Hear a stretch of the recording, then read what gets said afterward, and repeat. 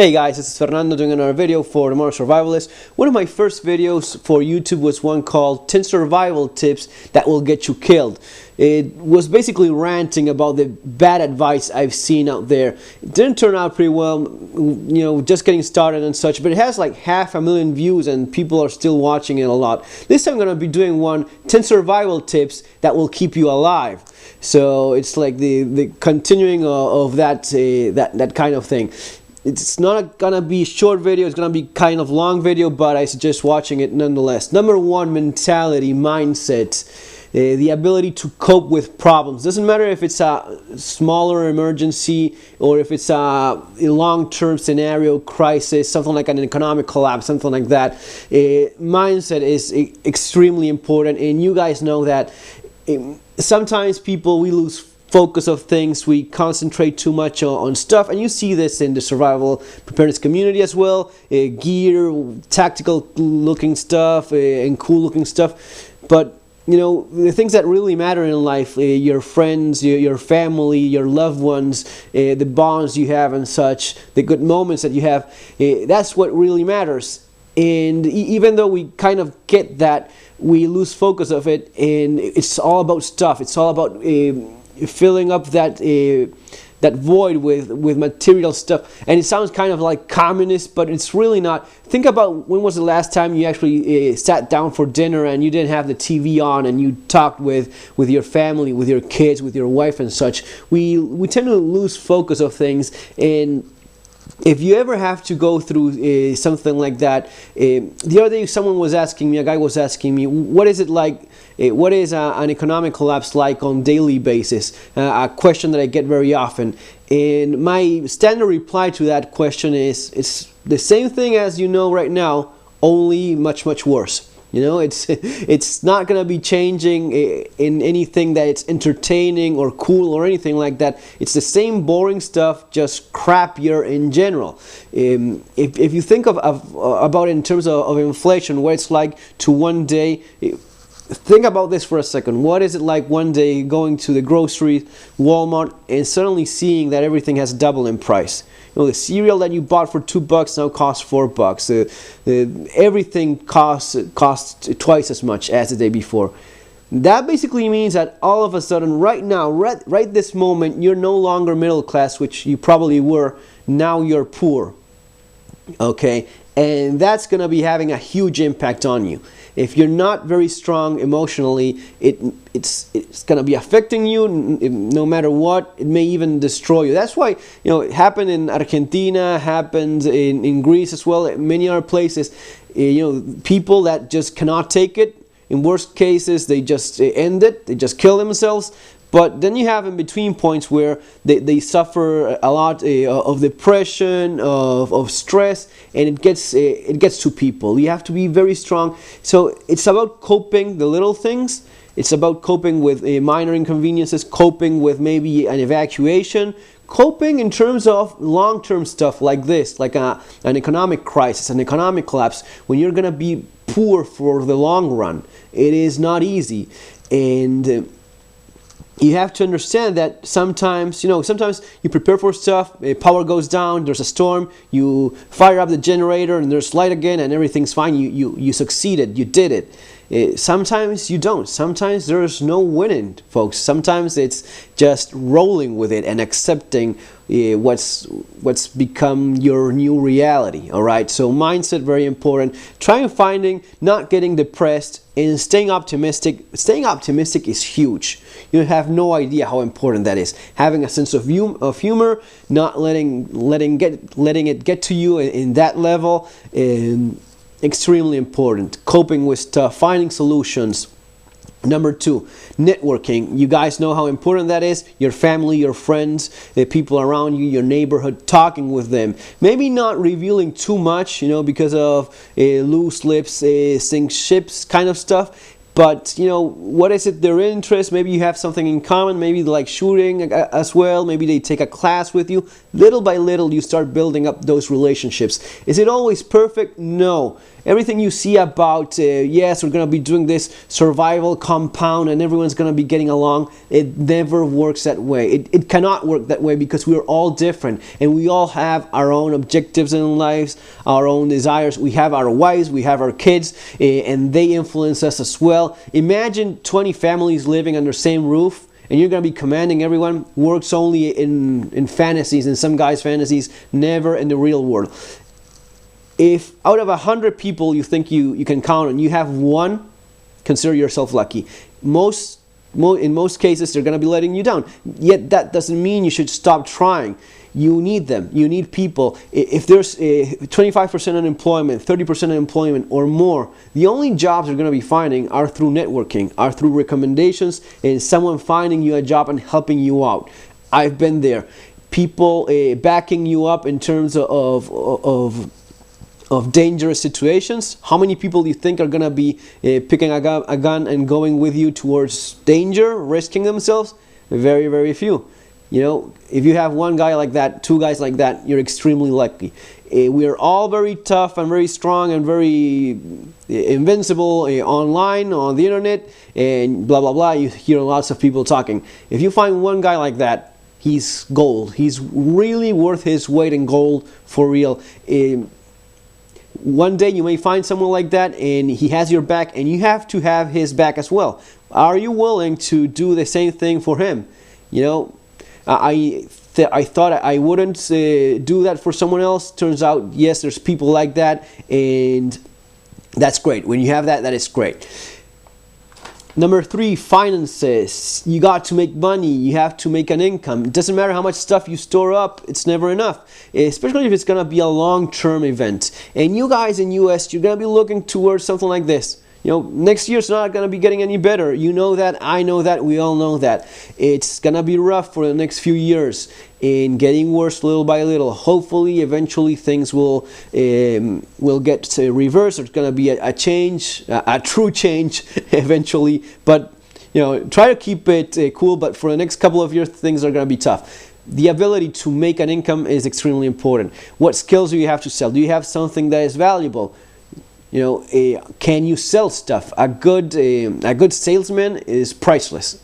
In moments like those, I've seen people stay in lines for some of the jobs that you would never think of. Lawyers, accountants, lining up huge lines for every single job there is. When there's no jobs to be found around, you really have to be at the best of your game. You have to know how to sell yourself as a good employee, if that's your thing. If you have your own business, that's great as well. Just make sure you're finding ways of earning a living, because the idea of after shit hits the fan, everyone just picks a gun and lives in his own compound, or lives off the land, even less. Well, I've covered some of this in the things that's going to be getting you killed. That kind of mentality will indeed get you killed. 4, saving money, cash, precious metals, cash. I've been through the loss of currency almost overnight of 60% of its purchasing value. And I can still tell you that even in those cases, cash is king, as the saying goes, because banks close down, because ATMs run dry, there's no cash around. So even if it lost so much of its value, it's still important. It still gets you stuff because the rest of the people don't have it. And the signs of no credit cards accepted quickly go up. Cash is indeed king, for at least for first few days, first couple of weeks or so, even in the worst case scenario.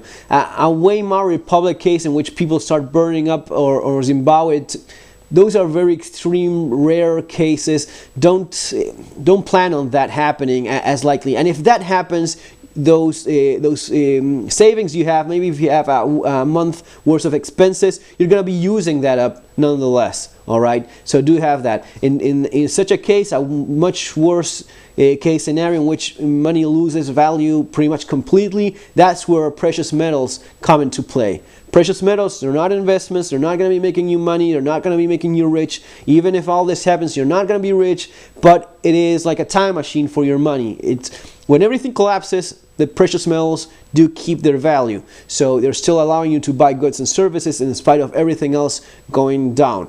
All right. Number 5, food. Of course, it's extremely important. You're gonna be eating anyway today, tomorrow, the rest of your life, 6-12 months worth of food. It's not about just having, in case of a storm, of a disaster in which you cannot count on resupplying. Just losing your job means that if you have food stored, at least you're not going to be worrying about that, about actually putting food on the table. It buys you time. If you have to bug out for whatever reason, you can also take food with you.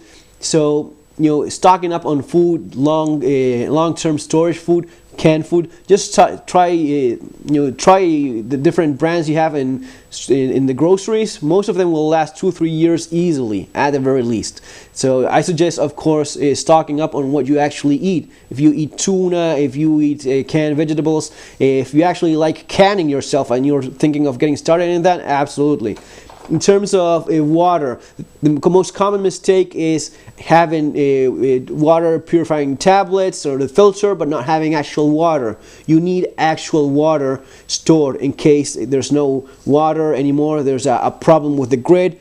And how much water? Well, as long as you want to stay alive. A gallon per person per day. That's basically the rule. That's the minimum. Water does get bulky and such. One important thing, at the very least, have a week worth of water for all your family in case there's a problem in the grid. And I cannot explain in the little time I have, how awful it is when you turn the tap, nothing comes out. You say, that's okay. Then you go again, you try to wash your hands, and oh, right, there's no water. Then you want a glass of water. Right, there's no water. Then it gets worse and worse. Not having water is the worst thing that you could lose. You can lose power. You can lose natural gas supply. You can lose anything, but water is pretty much awful. Water filters. As I said before, you cannot suck up water, and what happened, at least to me, is that we had tap water, the grid was working, but the water supply was of bad quality, was dirty, was contaminated. So they say, well, if it's contaminated, we're going to be changing the national standards in terms of what's acceptable. This may happen to you guys one day. If things keep getting worse, one day they'll say, okay, we're going to be raising the tolerance in terms of how much the metals there's in the water, and it's going to be changing from one country to another. So what was not okay before suddenly is, just that easily. In that case, you need to filter your water, and for that, of course, you need a water filter. The best, in my opinion, the best one for this kind of thing, the Berkey water filters from the Berkey guy in Directive 21, who is a good friend of mine, Jeff. Ask him about it. He's going to be setting you up. He's all over the place. Number 6, that was 5, food and water. 6, self-defense. It's sometimes mistaken in terms of what is it going to be like. In dangerous places around the world, you don't walk around with your rifle shooting people that look you wrong and doing that sort of thing. So whenever I see some of these videos of my shit hit the fan weaponry, or my end of the world, or my economic crisis, or my economic collapse weapon setup, and they start pulling a bag full of guns and magazines and rifles on the side, the gun you will have is the one that you carry every single day. If you are a U.S. citizen and you are lucky enough to have the possibility of having with you a concealed carry weapon every single day, carry it, please, every single day.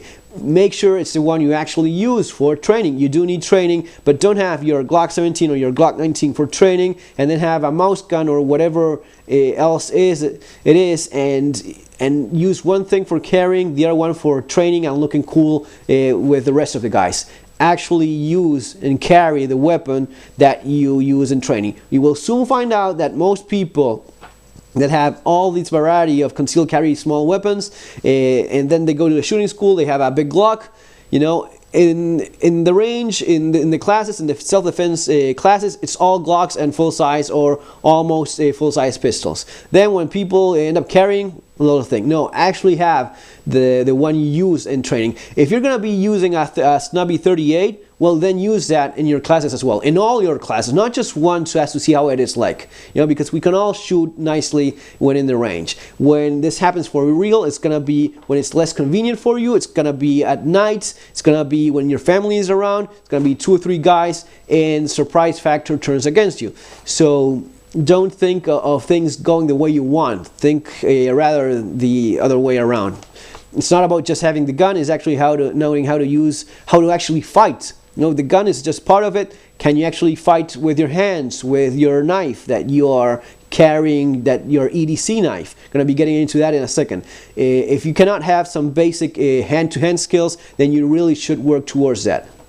It's not easy, it takes up time, we all know that, but it is important to at least have some knowledge. The more you have, the more you train, of course, the better. But again, your handgun is the key, not all the guns that you have in your safe. If you hear something at night, you're able to put your body armor and grab your shotgun, your rifle, that's perfect. But worst case scenario and most likely scenario is whatever you have with you. So hopefully you have your gun.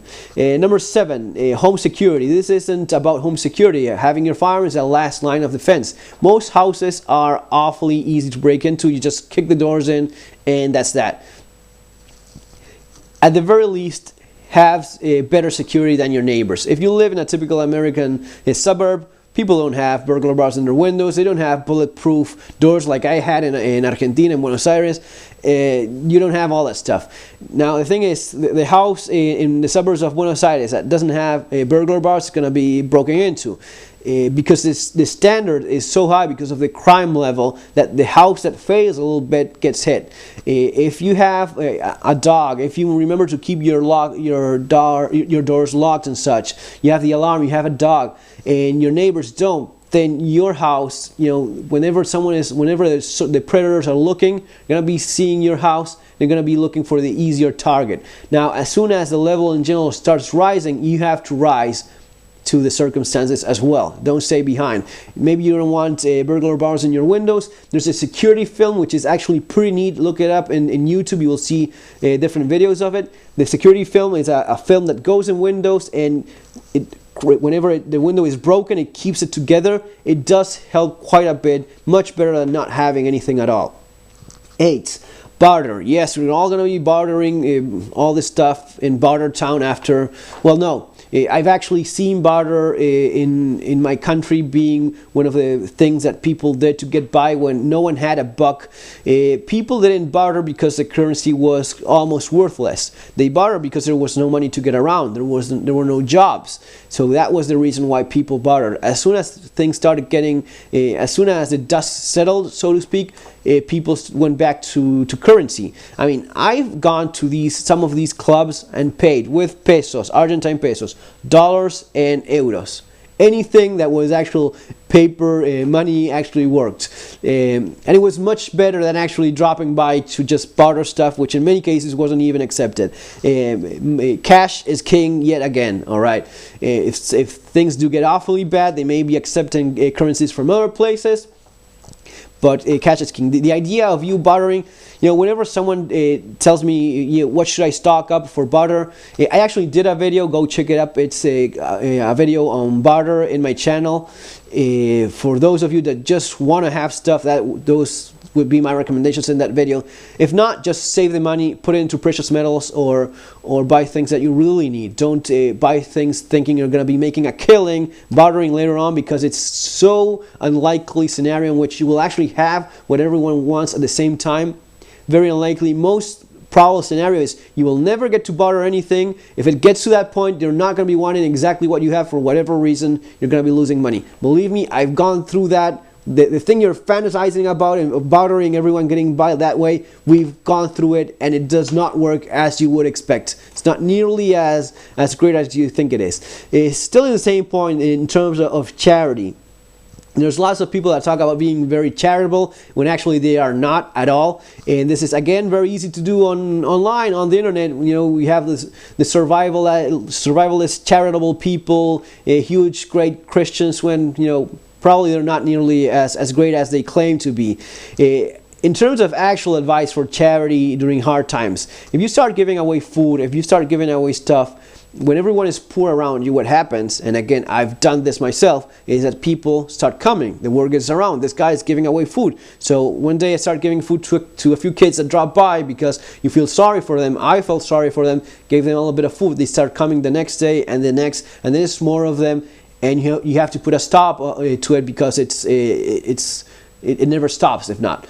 Even worse, the word gets around that you have more stuff and you're giving it away. You are actually going to be targeted by criminals because that's what rich people do. When everyone is poor, the only guy that gives away stuff that way is because he has actually a lot of it. All right, so avoid being the guy that gives charity to everyone. During the good guys, we're going back here to things that work during the good times, which right now in US it would still be the good times, and what actually works when things go south during a true economic collapse, a true breakdown of society. Right? Today you get away with giving a little bit of charity. After this sort of thing, you have to do it differently. How is it that you would be doing it? How is it that I did it myself? You go yourself to other places and give charity to those places. You go to shelters, homes, churches, and you give there. You don't give from your front door stuff to people because it gets you into trouble. Moving quickly, point number 9, gear. Yes, of course, you need all this cool stuff that you see on all these videos. The bug out bags, the survival emergency kits for home. And yes, you need the batteries, the flashlights, your medical stuff, your first aid kit, your medicine box, antibiotics, huge, very important. I know it's hard to get, but it's one of those things that saves lives. Why do people die during disasters? Diarrhea. No way of stopping that diarrhea. Polluted water. We're going back to water filter. Water filter during a disaster saves lives, if you didn't know that. Yes, sea locks and hemostatic agents in case you get shot. It is not that likely, but in dangerous places where people do get shot frequently, or at least more frequently than in other places, that's the kind of thing that you do want. Whenever you start hearing of people nearby, close to you, getting hurt, shot in that way, and bleeding to death, you understand the importance of actually having some of this stuff. Is it going to be the most likely thing you're going to be using? No. Before that, you're going to be using stuff for fever. You're going to be using ibuprofen for your kids, antibiotics. You're going to be using that much more than anything else. So those are the kinds of things that are important. About bug out bags, I actually put together a good bug out bag video for you to watch. It's just down to earth, simple and to the point, true bug out bag. Not a huge camping bag with 50 pounds worth of crap. Actual, a real good video. Watch it. In terms of EDC, and the reason why I do so much, insist so much on it, going back to when things go south, when things go wrong, what you have with you is all you have. So if you've been through half of the blackouts I've been, on all sorts of places, in your home, in your job, when there's no power in the subway stations because of God knows what, because of poor maintenance in the subways and the trains, and they stop and you have to walk out of those godforsaken tunnels that are awfully full of rats and such, you start appreciating those little things. You start appreciating a flashlight, something as simple as that. The tools for getting yourself out of trouble. In case, a knife. This was my knife in Argentina for as long as I stayed there. It is, well, not as long as I stayed. I had actually a smaller version. This was the one that I carried in the last few years. Carry the biggest knife you could possibly have, as legal as it is within your own personal location. Don't think of this as, well, this knife is not comfortable. Whenever someone starts talking about things being comfortable or uncomfortable, it makes me want to slap them across the face. It's not about being comfortable, it's about having things that are adequate, and even beyond that, the most capable thing you could possibly carry. All right, don't carry things that are easy to carry or convenient or comfortable, because if it's just about being comfortable, just go about in a sweater and your sweatpants and call it a day. It's about having stuff that actually works when things go wrong. Okay, I don't know if that makes sense. Carry a big knife that is capable of doing more things than a smaller knife. Carry a good flashlight that is actually able of putting a good amount of light out there. Of course, within reason, it has to fit in your pocket and such, but you know exactly what I mean. Finally, understanding that there's a point of no return when things have completely gone to hell, that you just have to get out of there and there's no solution. May that happen or not, you just never know. I think that it makes a lot of sense to at least have that in your planning.